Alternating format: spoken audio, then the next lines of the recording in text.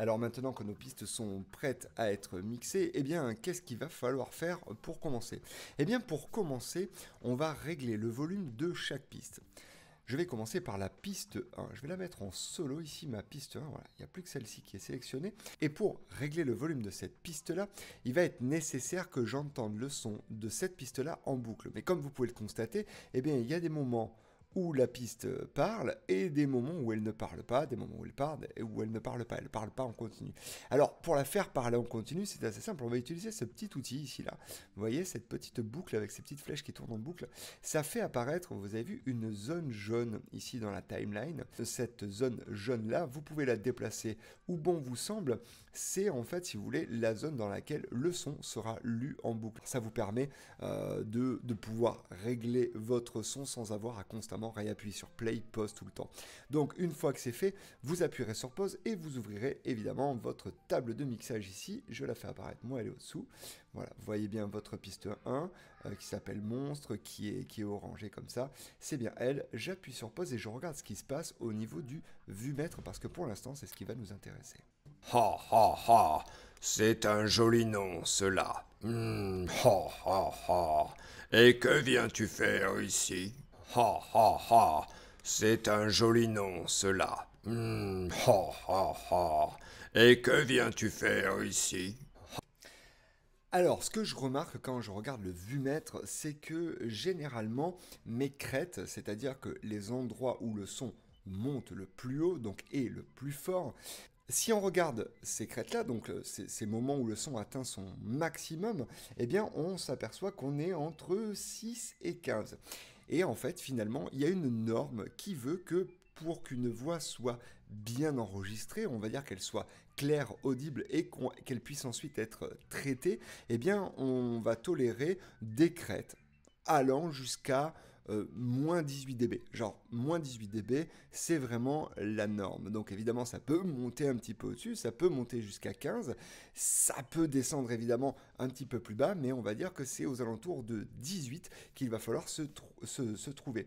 Donc vu que là, je suis toujours aux alentours des, allez, on va dire en moyenne, 15, eh bien, ça veut dire que j'ai 3 dB de trop sur cette piste-là.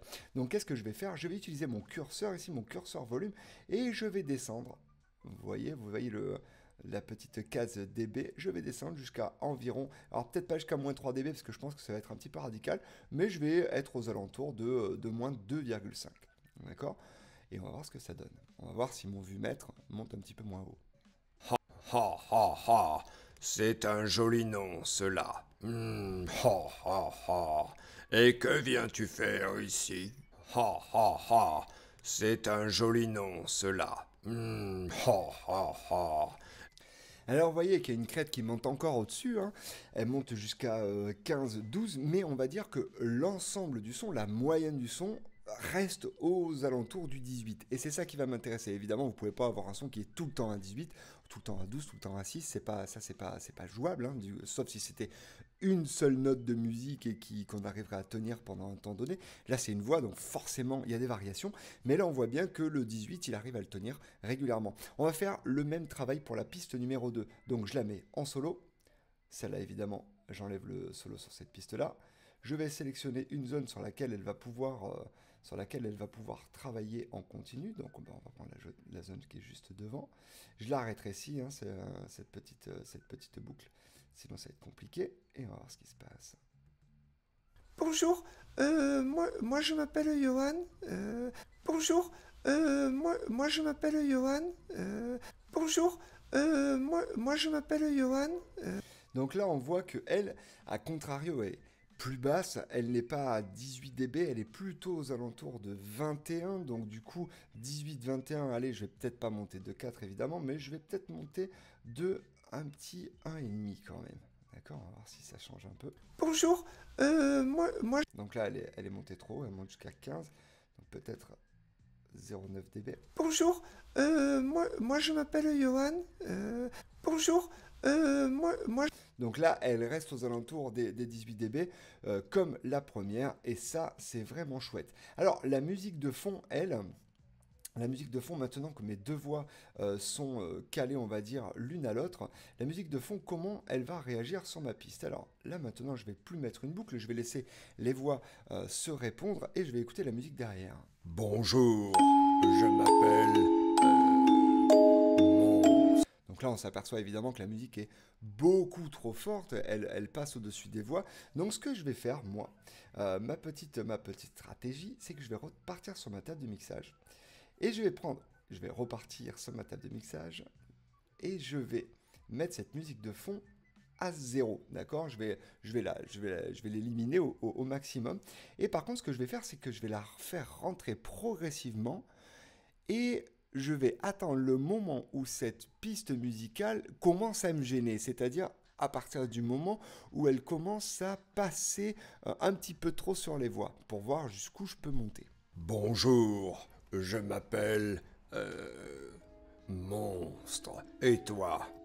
Bonjour, moi je m'appelle Johan. Ha ha ha.